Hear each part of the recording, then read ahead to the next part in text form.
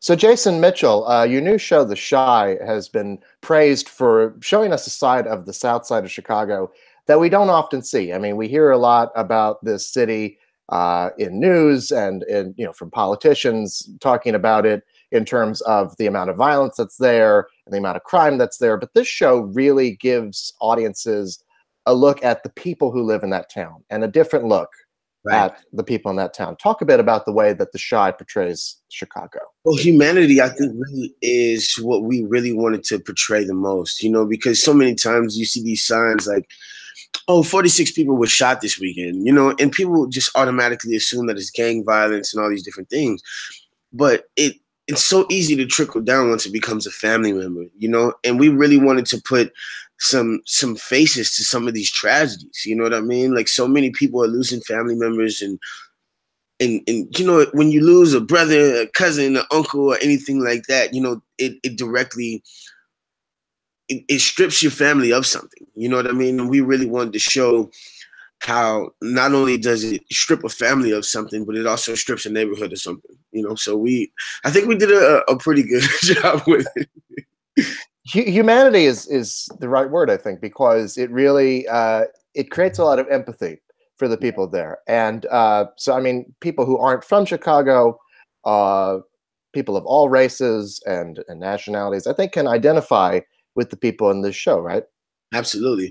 Absolutely. And the point of it was not just to make a Black show, but to make something family oriented. You know what I mean? Like, we really wanted to do something that was going to make everybody realize what was really going on, and just showing so much of Chicago is it's a real pleasure, because it's a city with a really big identity. Not a lot of cities have identities like Chicago does. And it's good to be able to do that. You know what I mean? So many different cities are going through the same exact thing. And I think if, they can get some empathy, like you said, out of this, then we've done the right thing. It goes a long way. Tell us a little bit about the character you played, Brandon Johnson. Brandon is, in my eyes, the guy that everybody wants to win. We've all seen a Brandon in our neighborhood somewhere. A guy who's just working as hard as he can to catch a break. You know what I mean? He wants to be everything except a product of his environment. And his struggle is intense. Brandon just can't catch a break. You know what I mean? Every time you look up, you see something else going on with him. But I like what they're doing with the character. I like how human he is. I like how sometimes you love Brandon. Sometimes you're not really sure about, the decisions that he's going to make.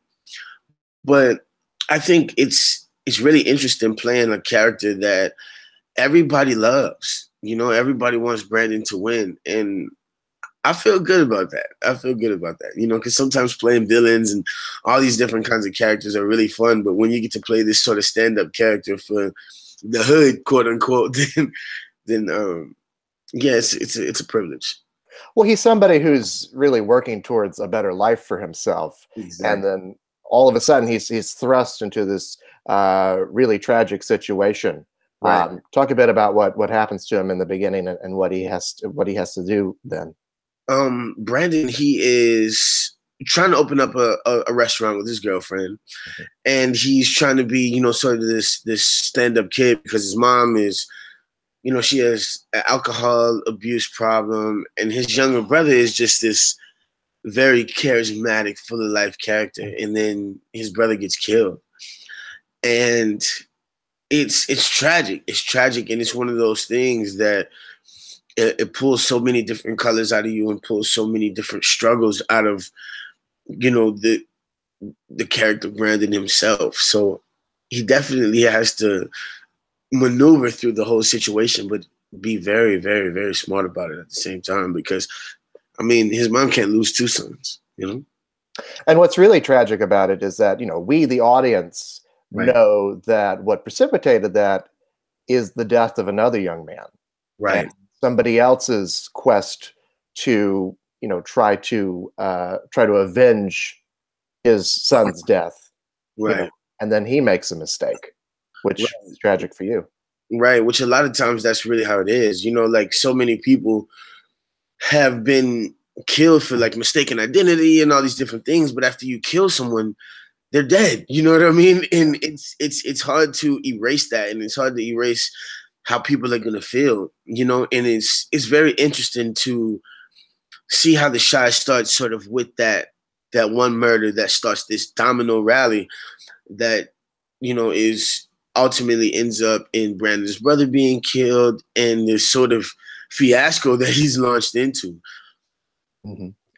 You've done mostly feature films. Yeah. And so I'm curious, since having the opportunity, having 10 hours to explore a character, and I'm sure many more, hopefully. Yeah. Can you talk a bit about what that experience is like, being able to dive into a character for multiple hours? You know, it's really, really good. It's very interesting because most of the time, you know the beginning, the middle, and the end, and you know sort of this value change that your character's gonna have, and you know you're touching on this sort of arc that he has as, you know, as a character in feature length films. But it's been really, really interesting being Brandon. You know what I mean? I've had some writers come to me sometimes and they're like, "So Jason, where do you see Brandon going?" You know what I mean? It's really cool to dive into this character who has so much time to learn, so much time to grow. And you don't have to take it as fast. You know what I mean? You can kind of baste in each moment. You can take every moment for what it's hitting for. And each thing is added into the character, but you're doing it with the viewers. You know what I mean? Which is really, really fun. So I like that. I like that. I like the whole idea of, you know, just being able to sort of live with this character and house that. One of the important aspects in his life, as you mentioned, is that he's a chef. Yeah. And I can't taste any of his food, but it looks good on the show. But I'm curious, did you take classes? Did you learn how to do this kind of expert culinary craftsmanship? Well, actually, Brandon is a lot like Jason Mitchell, actually. Oh, there you go. While in the process of being a starving artist, I was a cook because I sort of live for instant gratification. You know what I mean? Like you can change people's lives with food. And I was an oyster shucker for years, and it it was something that just spoke to me because it speaks to people. You know what I mean? Like you watch their face light up and just change them instantly, and you can make a mark on their life forever. So cooking was always something that I just really loved, but to be able to add it to a character it was great, man. It was great. I just remember being on set and everybody was like, "Please don't let him cut himself." Yeah, I got this. Hey, but yeah, I was like, "Guys, I got this. Trust me, professional on hand."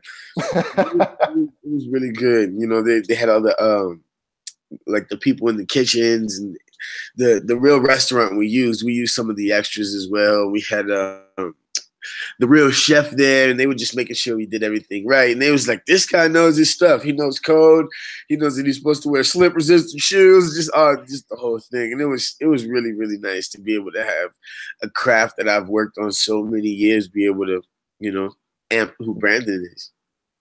Well, I mean, you can tell a lot about a person and about culture as you travel around this country and around this world. You can tell a lot about people from the Right. food that they make. So, what does Brandon's food tell us about him? Brandon's food tells us that he is not in a box at all. You know what I mean? Like he is a very like he thinks in depth and he thinks in layers and he thinks outside the box. You know, like there's the box, Brandon's thinking here. You know, and it's really interesting to see like the dishes that he comes with and different ways to gauge it, you know, but at the same time, he's very into his food. Like he doesn't even want you to add salt. You know what I mean? No salt, no hot sauce, no none of that. Just eat it the way it is and the way he designed it. And that tells a lot about him. That tells a lot about him. And the food that he makes is very, very interesting. And I like the fact that I really get to play with some of these things. You know what I mean? I really get to make some of these dishes. I really get to do these sort of we call them offsites in the food and beverage world. But when you go to these different houses and you do all these different things, but you have this beautiful dish that he's sort of quarterbacking, and I love that feeling. Uh, you're working on the first season. You're working with Lena Waithe, Yeah. who created this show, Emmy Award-winning writer and actress and comedian, multi-talented individual. Talk a bit about working with her, what that experience was like. Working with Lena was one of the biggest privileges ever. And it was such a milestone in my career because I remember when I met Lena at the AFI Awards, she had on this dope suit. And I was like, yo, I don't really know you, but do you mind if we could take a picture in front of the step and repeat, And we started talking. And she told me that she was a writer and she was really interested in working with me, just a big fan of my stuff. And I was like, all right, well, let's do it one day. Let's agree that we're gonna do it. So we grabbed each other's hands and we prayed right there in front of the step and repeat. And a year and a half later, she's the writer and I'm the star. Like who would have ever thought? You know what I mean? Like this is definitely God moving. And it's really dope. Like working with Lena, it feels like I can let my hair down. You know what I mean? Like so many times in my career, I think it makes me emotional thinking about it. Yeah. But I always thought that I would have to change the person that I actually am. But people like Lena showed me that I can be myself, still be appreciated, Yeah. I think that, I mean, as a person, Lena definitely proves that about herself as well, from. Yeah. I won't ask you where you see Brandon going, but I will say I will ask him because you guys you are going to have a second season. Yes. Have you read any scripts? Do you know anything at all? Not one single script.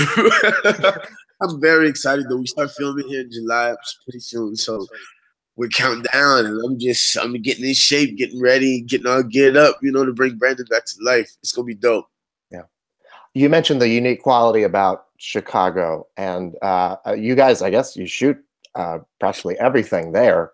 Yeah. So, talk about being in the city and shooting this in the city, and what that adds to your performance. It may sound crazy, but like, if you're gonna represent something or represent someone, people want to know that you know how that feels. People want to know that you can directly relate to it. And Chicago, like I said, having such a big identity and so many real situations, they want to know that somebody's gonna do it right. You know what I mean? Like if you were gonna come mess it up, they might as well just pick somebody random from Chicago because at least it has more of the real Chicago in it, But it was like really interesting shooting it because we did have like, a lot of people from Chicago, but like I think I have sort of this people's champ sort of thing around me, right? So we'd be outside like, like on 73rd or something, and somebody just pops out the window like, easy, whoa. Like, yo, guys, we're shooting. But they was like, yo, we know if you in it, it's right. We know if you in it, it's right.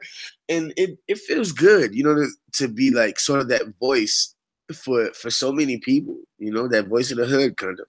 Right. Before we go, I wanted to ask you, so in the last 2 years, you've gotten 2 SAG Ensemble nominations, so I guess 3 years, technically. First for Straight Outta Compton, where you played B, and most recently for Mudbound. Yes. So talk a bit about not just the recognition of getting the SAG Ensemble nomination, but both of those movies are, first of all, really great movies. But second of all, I have to guess that they were both unique challenges in their own way for you as an actor. So can you talk a bit about that? Absolutely. I had to put on a bunch of different hats sort of just to be Eazy-E within himself because he was a real person. He was an icon. He was rich. He was a bunch of different things. But the thing that stands out to me the most was the sort of piece of American history that we were giving people. You know what I mean? Like it's such a delicate situation to deal with because Eazy's one of the only guys that's not here. You know what I mean? They had so many people to see it. And I was standing for such a generation, but I was also standing for, like I said, pieces of American history. Like the parental advisory sticker was something that NWA, you know, kind of started. You know what I mean? There was no cursing on TV before these guys. And I think it was important that I totally did that right. But thinking in the same mind frame, Mudbound was just as important. You know what I mean? That Jim Crow sort of sharecropper era is something that was just not on everybody's plate. You know what I mean? Like, not that many people even know that Black soldiers went to these wars and did all these things. But at the same time, I think it's something that is such a part of our history and such a part of the wall that we have built up, you know what I mean, in society that says, oh, we can't coexist. You know what I mean? So it was really nice to be able to put that on a screen and just bring that to life, because nobody ever really talks about that time. And it was very, very important to me because it was also my grandfather's story. You know, it was like he went to the only thing different, I think, is that he went to the Korean War and his attitude was slightly different than Ronzel. You know what I mean? I think that I spoke for a lot of people, and I spoke for a generation that is quiet. And it's pleasing to be able to do that. You know what I mean? Just put these milestones in history. Like, I had a teacher stop me. It was like, I used Straight Outta Compton in my class. And I was like, wow, you know, that's interesting. And I'm waiting on the time where somebody comes back to me and they says, yo, Mudbound, I appreciate it. We're using it in schools now. You know what I mean? Like, I want to be part of that visual textbook. Yeah. I'm sure it will. Jason, always a pleasure talking to you. Thank you so much. Congratulations. Yeah, thanks for having me again, brother. You're welcome. Have a good one. You too.